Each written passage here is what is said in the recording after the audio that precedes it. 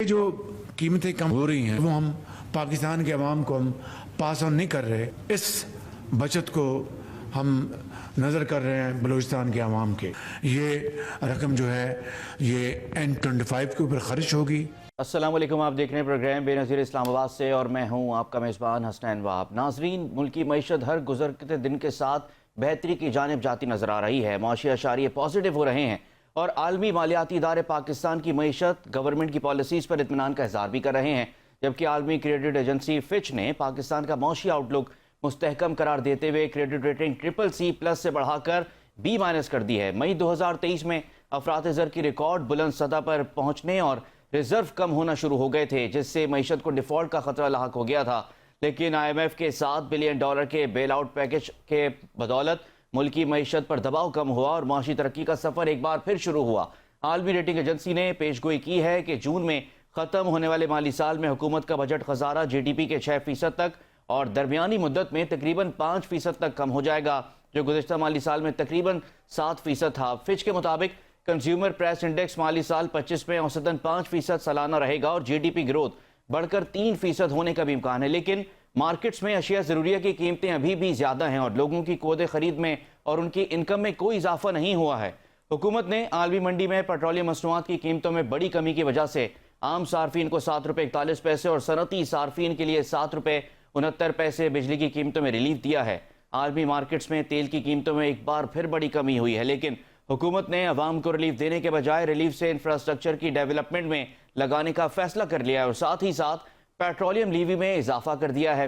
हुकूमत पेट्रोल और डीजल पर अब तक ₹70 फी लीटर पेट्रोलियम लीवी वसूल कर रही थी।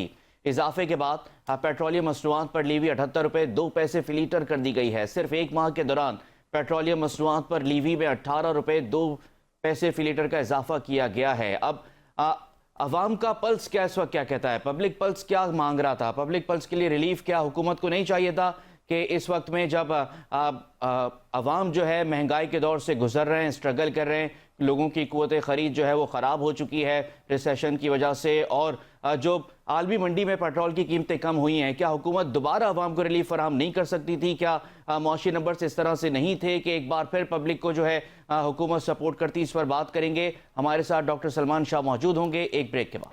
एक बार फिर प्रोग्राम में खुशामदीद कहेंगे। और हुकूमत की जानिब से जो है आलमी मंडी में तेल की कम कीमतों का रिलीफ जो है इंफ्रास्ट्रक्चर की डेवलपमेंट में लगाने का फैसला किया गया है। लेकिन क्या ज़रूरी नहीं था कि जब लोग परेशान हैं, महंगाई कम नहीं हुई है, महंगाई की रफ्तार ज़रूर कम हुई है लेकिन मार्केट्स में कीमतें अभी भी ज़्यादा हैं, क्या लोगों को रिलीफ मज़ीद नहीं दिया जा सकता था? क्या हुकूमत इस पोजीशन में नहीं है कि पेट्रोलियम लीवी को बढ़ने से रोक सके? इस पर बात करेंगे। डॉक्टर सलमान शाह हमारे साथ मौजूद हैं, साबिक वज़ीर ख़ज़ाना है। बहुत शुक्रिया सर, आपने प्रोग्राम के लिए खुसूसी वक्त निकाला। सर, ये बताएगा कि पेट्रोलियम लीवी तारीखी तौर पर बुलंद सतह पर पहुँचा दी गई है, ₹78 पेट्रोलियम लीवी वसूल की जा रही है। ज़ाहिर उसमें IMF की शर्त भी शामिल है, लेकिन क्या ये लोगों को पास ऑन नहीं किया जा सकता था जो रिलीफ आलमी मंडी में कीमतें कम होने की वजह से मिला है? देखिए, इस वक्त मसला ये है कि हुकूमती अखराजात बहुत ज्यादा हैं और क्योंकि IMF प्रोग्राम है और उस प्रोग्राम में चेक है कि आप अपने अखराजात टैक्सेस के लिए आप पूरा करेंगे, तो इसलिए वो टैक्स तो आपको कलेक्ट करने पड़ते हैं और इसका मतलब है कि वहाँ पे जो बोझ है टैक्सों का वो करना रहेगा और इसी तरह ही आपकी जो इकोनॉमिक ग्रोथ जो है, जो आपने कहा कि 3% होगी, वो भी मुश्किल होगी क्योंकि अभी जो डेटा आ रहा है उसमें तो लार्ज स्केल मैन्युफैक्चरिंग नेगेटिव में जा रही है। तो इकोनॉमिक ग्रोथ के अगर आपने करनी है तो फिर आपको हुकूमत के अखराजात कम करने पड़ेंगे और प्राइवेट सेक्टर को मौसर बनाना पड़ेगा और उसकी मदद करनी पड़ेगी। और सर, आप क्या समझते हैं? हुकूमत अभी हमें बता रही है कि रेमिटेंसेस ऑल टाइम हाई हैं, रिजर्व पाकिस्तान के बेहतर हो रहे हैं और जो कर्जे हैं पाकिस्तान के ऊपर, डोमेस्टिक लोन्स हों चाहे वो इंटरनेशनल लोन्स हों, वो भी काफ़ी हद तक हम देख रहे हैं कि डिक्लाइन की तरफ जा रहे हैं। आप क्या समझते हैं ये हकीकी नंबर्स हैं? हुकूमत वाकई मईशत बैक ऑन ट्रैक लाने में कामयाब हो गई है? लेकिन बात यह है कि इस वक्त मसला पाकिस्तान का वो इन्वेस्टमेंट है और इन्वेस्टमेंट इकोनॉमी में हो नहीं रही। इन्वेस्टमेंट नहीं होगी तो इकोनॉमिक ग्रोथ भी नहीं होगी, इकोनॉमी मॉडर्नाइज भी नहीं होगी। जो हमें इस वक्त इकोनॉमी को टेक्नोलॉजी बेहतर करना है, नई चीजों को करना है, डिवर्सिफिकेशन करना है, टेक्सटाइल से बढ़ के बाकी चीजें सारी करनी है, तो फिर इकोनॉमिक ग्रोथ होगी ना, और फिर जॉब्स बनेगी। लेकिन वो तो बन नहीं रही क्योंकि इन्वेस्टमेंट नहीं है। जितना आप टैक्स बढ़ाते जाएंगे उतना ही इन्वेस्टमेंट कम होती जाएगी। सो इसलिए जरूरी है कि हुकूमत के अखराजात को कंट्रोल किया जाए, कम किया जाए, टैक्स को कम किया जाए ताकि इन्वेस्टमेंट चल सके। और सर एक चीज़ इम्पॉर्टेंट और भी है कि हमें अपनी एक्सपोर्ट्स को बढ़ाना होगा। हम देख रहे हैं कि यूएस की जानिब से टैरिफ लगाया गया, फिर उसको वापस ले गया, लेकिन 10% टैरिफ अभी भी पाकिस्तान पर आयद है। पाकिस्तान को एक्सपोर्ट्स पर टैरिफ देने होंगे। लेकिन सर हम देख रहे हैं कि हमारी मैशत इम्पोर्ट लेड इकॉनमी बनती जा रही है। हमें एक्सपोर्ट करने के लिए भी इम्पोर्ट्स पर इन्हिसार करना पड़ रहा है। आप क्या समझते हैं कि ऐसे वक्त में स्ट्रेटेजी क्या होगी? थी ना इम्पोर्ट, यही तो मसला है कि एक्सपोर्ट का अगर आपने कहते हैं कि जी $100 बिलियन की एक्सपोर्ट हम करेंगे तो फिर आपको 50-60 डॉलर इन्वेस्ट करना पड़ेगा, तो वो एक्सपोर्ट होगी ना। इन्वेस्टमेंट के बगैर एक्सपोर्ट नहीं हो सकती, और इन्वेस्टमेंट जो है वो पाकिस्तान में हो नहीं रही क्योंकि एक तो सियासी माहौल ठीक नहीं है, दूसरा ये है कि जो टैक्सेस हैं उसका निज़ाम बहुत ख़राब है, गवर्नेंस बहुत ख़राब है, प्राइवेट सेक्टर को इम्पोर्टेंस जो होनी चाहिए वो नहीं है। तो ये सारी चीज़ें हमें ठीक करनी पड़ेंगी, तो फिर आगे बात बढ़ेगी। और सर टैक्सेस की आप बात कर रहे हैं, हम देख रहे हैं कि इतना बड़ा हदफ रख दिया गया है 13,000 अरब का, और आइंदा माली साल 15,000 अरब की बात की जा रही है। सर इसी में हमें 1,000 अरब का शॉर्टफॉल नज़र आ रहा है इस साल, तो 15,000 अरब पर हुकूमत कैसे कलेक्ट कर सकती है जब हम देख रहे हैं कि रिफॉर्म्स तो हो रहे हैं लेकिन उसकी कोई खातिर खा नताइज सामने नहीं आ रहे? जी सलमान साहब। जी वो बात मैंने की ना कि हुकूमत जो है वो बढ़ती चली जा रही है, उसका स्केल बहुत बड़ा है और उसको कम करने की जरूरत है, राइट साइजिंग की जरूरत है, महकमे बंद करने की जरूरत है। तो वो आप जब तक नहीं करेंगे तो फिर ये नहीं होगा। और सर आखिर में बस ये बता दीजिएगा कि हम मुसलसल सुन रहे हैं कि IMF का ये आखिरी प्रोग्राम होगा पाकिस्तान के लिए। सर ये हकीकत होता देख रहे हैं आप? रोटरी क्लब वालों का है, और भी कोई एंट्रेंस है? आपने सर मीटिंग है रोटरी क्लब, सर आपको आवाज़ आ रही है? जी जी सलमान साहब बस आखिर में ये बता दें कि हम मुसलसल सुन रहे हैं कि हुकूमत ये कह रही है, वज़ीर आज़म हमें बताते हैं, वज़ीर ख़जाना हमें बता रहे हैं कि पाकिस्तान का ये IMF का आखिरी प्रोग्राम होगा। सर आप इसको हकीकत होता देख रहे हैं कि वाकई IMF का आखिरी प्रोग्राम हो सकता है? जब तक गवर्नेंस रिफॉर्म नहीं होगी, हुकूमत को छोटा नहीं किया जाएगा, एक्सपोर्ट की तरफ तवज्जो नहीं दी जाएगी, इन्वेस्टमेंट नहीं होगी, तो फिर ये आखिरी प्रोग्राम नहीं होगा। ये सारी चीजें आपको करनी पड़ेंगी तो फिर आखिरी प्रोग्राम होगा। बहुत शुक्रिया। डॉक्टर सलमान शाह साहब हमारे साथ मौजूद थे, साबिक वज़ीर ख़जाना है, और कह रहे थे कि मुश्किल लग रहा है कि हुकूमत की जानिब से जो दावा किया जा रहा है कि IMF का ये आखिरी प्रोग्राम होगा, बड़ी रिफॉर्म्स पाकिस्तान को करनी पड़ेंगी। लेकिन अच्छी खबर एक और भी है कि ओवरसीज़ जो पाकिस्तानी हैं वो खुलकर मुल्की मईशत पर एतमाद का इज़हार कर रहे हैं। रेमिटेंसेस जो हैं ऑल टाइम हाई चली गई हैं, सारे साहब का जो रिकॉर्ड्स है रेमिटेंसेस के और वो टूट गए हैं। और कल एक बड़ा ज़बरदस्त कन्वोकेशन हुआ है ओवरसीज़ पाकिस्तानी का, जिससे आर्मी चीफ और वज़ीर आज़म मियां मोहम्मद शहबाज शरीफ ने भी खिताब किया है। उस पर भी बात करेंगे लेकिन एक ब्रेक के बाद।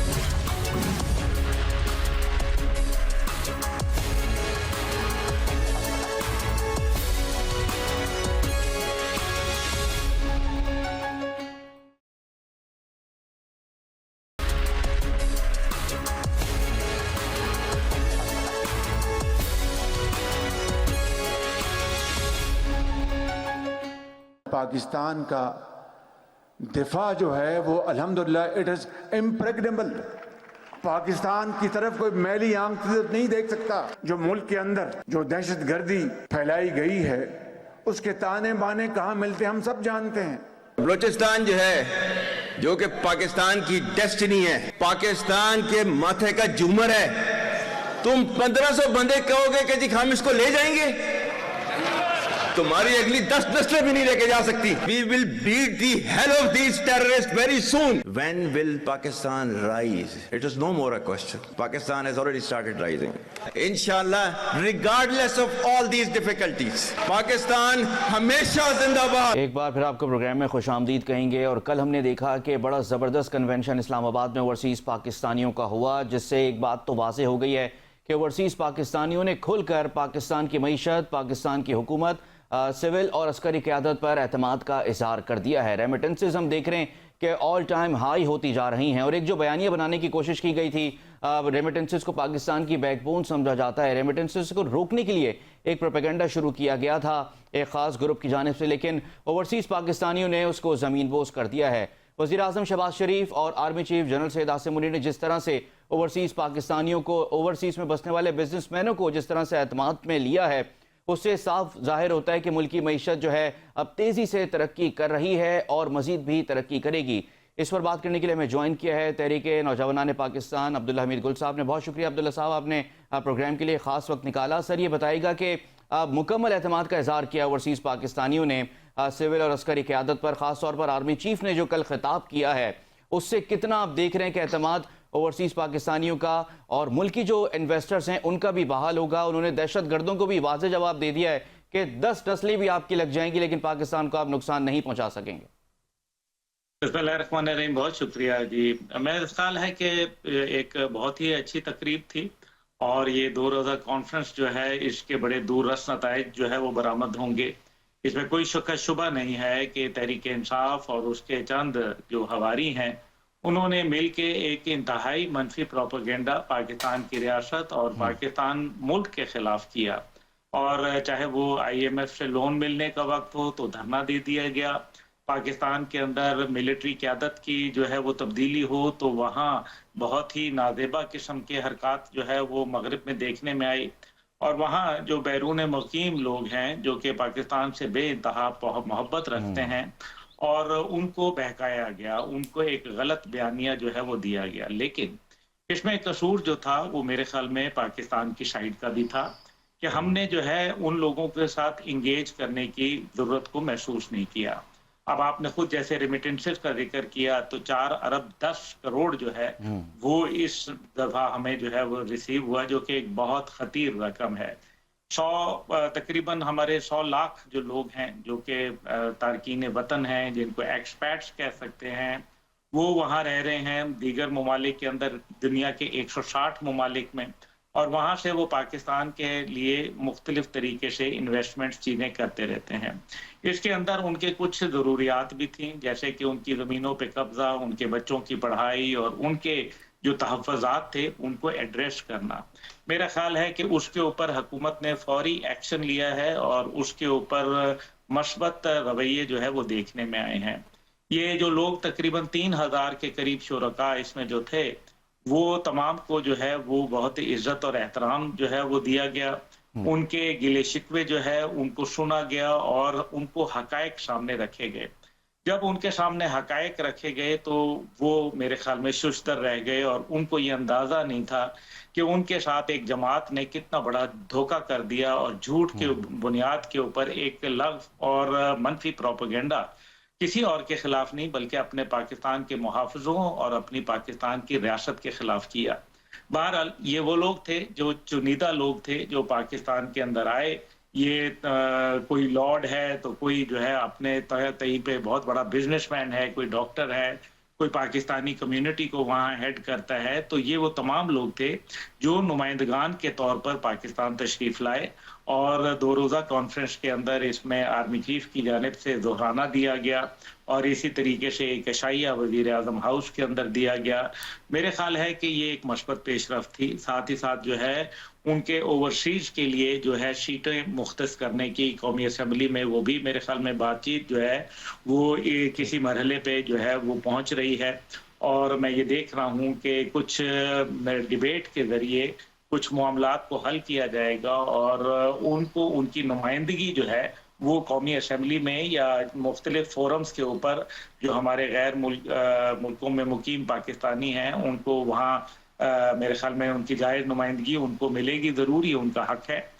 तीसरी चीज़ जो इसके अंदर अहम थी वो थी पाकिस्तान के अंदर इन्वेस्टमेंट करना और पाकिस्तान के अंदर अपने मामलात को सीधा करना। इस हवाले से तारकीन वतन को मुख्तलिफ मुश्किलात का सामना था, ज़मीनों पे कब्जे हो जाते थे, बच्चों की तालीम के हवाले से 5 साल की मुद्दत को जो है वो बढ़ाया गया, जो कि खुशाइन बात है।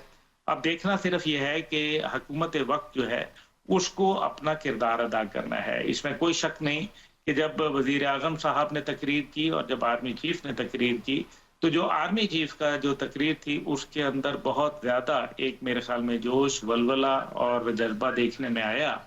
तो इसका मतलब यह है कि जो तारकीन वतन है वो अपनी अफवाज के ऊपर भरपूर यकीन रखते हैं और वो आर्मी चीफ को एक अच्छी शख्सियत के तौर पर पहचानते हैं, ना कि मनफी किरदार जो कि दुनिया के अंदर दिखाया गया बड़ी कोशिश करके।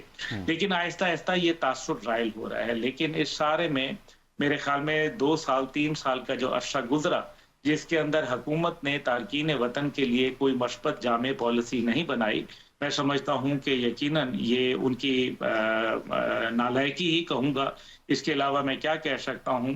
लेकिन बहरहाल देर आयद दुरुस्त आयद, अच्छी बात है, ये काम होना चाहिए।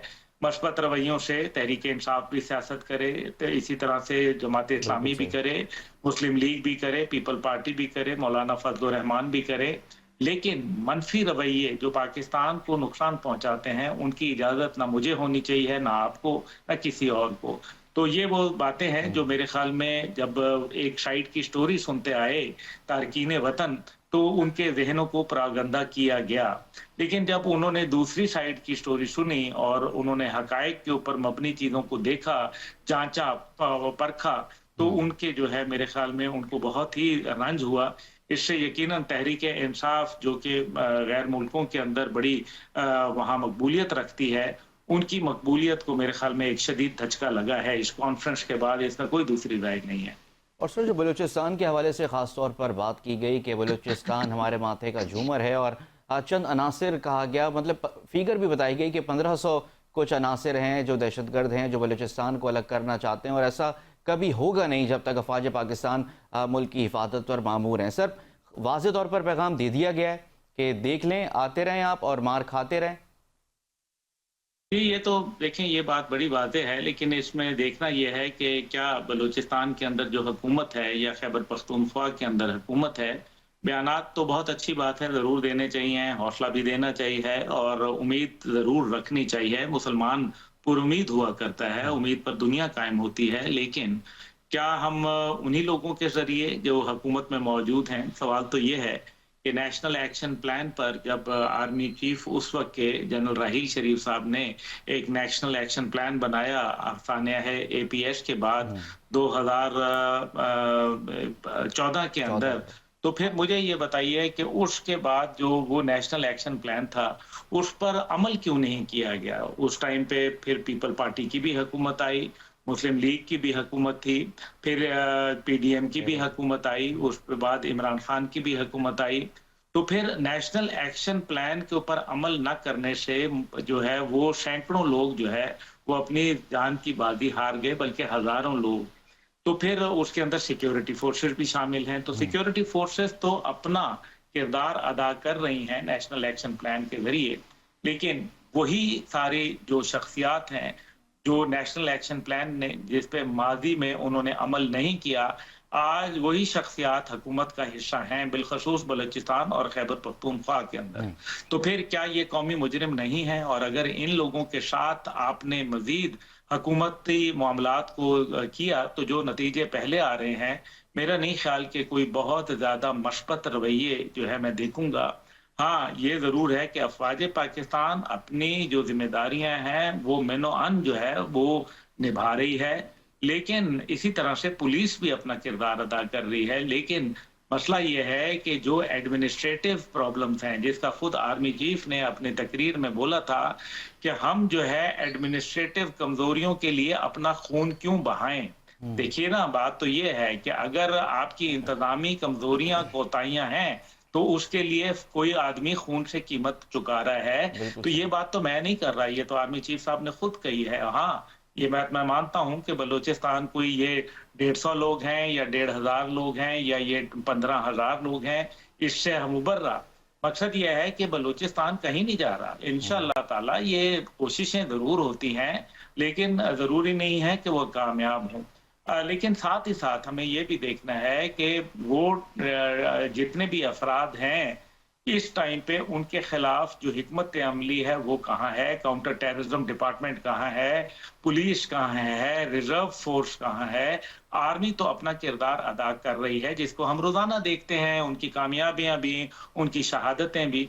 लेकिन दूसरी जानिब जो मामलात हैं वो है अफगानिस्तान। अफगानिस्तान के अंदर अमेरिका एक बहुत बड़ी तादाद में असला छोड़ के गया, $10 बिलियन का असला छोड़ गया। शिगार रिपोर्ट के मुताबिक जो है वो अभी जो आपने वाशिंगटन पोस्ट जो कल आपने देखा, तो वाशिंगटन पोस्ट के अंदर बाकायदा उन्होंने कहा कि जो जाफर एक्सप्रेस के ऊपर हमला हुआ उसमें भी वही अमेरिकी असला है। राइफलें जो है इस्तेमाल हुई, जो कि बाकायदा उनके नंबर मैच कर गए। तो फिर क्या अमेरिका इसमें मोरद इल्जाम नहीं है? क्या सिर्फ हम भारत के खिलाफ बात करते रहेंगे? क्या हम अमेरिका के मुतालिक कोई बात नहीं करेंगे? नहीं, हमें करनी चाहिए है, सच को सच कहना चाहिए। This is time that we should be calling spade a spade. हमें जो है वो सच बोलना चाहिए और मेरा ख्याल है कि पाकिस्तान का मुस्तकबिल रोशन है इंशाल्लाह, बशर्ते कि हम सब मिलकर एक पेज के ऊपर होके अपनी कौम की फलाह बहबूद और सलामती और उसकी हिफाजत की बात करें। लेकिन अगर हमने उन्हीं लोगों के जरिए, जैसे अभी सरफराज बुट्टी साहब ने कहा कि पाकिस्तान का कौमी परचम ना लहराने वाले और पाकिस्तान का कौमी तराना स्कूलों में ना पढ़ने वालों के खिलाफ कार्रवाई होगी, तो ये बात उनको अभी पता चली। वो तो तकरीबन उससे पहले वजीर दाखिला भी रहे और फिर उनको वजीर आला बने हुए भी 1 साल हो गया।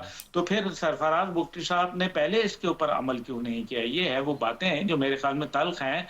सरफराज बुट्टी साहब वैसे बहुत अच्छे आदमी हैं, उनकी बहुत खिदमात हैं, लेकिन मेरे ख्याल में जो बलूचिस्तान के अंदर जो करप्शन के इश्यूज हैं, जो कि 85% बलूचिस्तान का पैसा करप्शन की नजर हो जाता है, तो फिर अगर उन्हीं लोगों के जरिए आपने मुस्तकबिल की हुकूमत करनी है और मुस्तकबिल में दहशतगर्दी के खिलाफ जो है वो कार्रवाइयाँ करनी है, तो फिर उसके अंदर मुश्किलात जो है वो ज्यादा होंगी, कामयाबियां कम।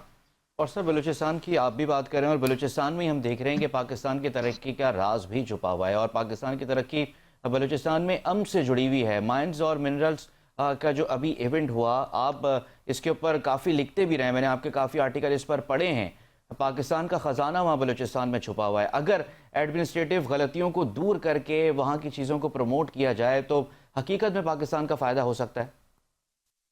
जी, 6,000 अरब डॉलर के जो मादनियात हैं वो बलूचिस्तान और सिंध में मौजूद हैं और इसके अंदर बिल्कुल मेरा ख्याल है, लेकिन ये कहना कि पाकिस्तान की तरक्की का राज बलूचिस्तान से जुड़ा हुआ है, नहीं, मैं ये नहीं समझता। पाकिस्तान की तरक्की का राज कौमी इत्तेहाद से जुड़ा हुआ है और कौमी डिसिप्लिन से जुड़ा हुआ है, जिसको कायदे-ए-आज़म मोहम्मद अली जिन्ना ने इत्तेहाद, तंजीम, ईमान का नाम दिया था।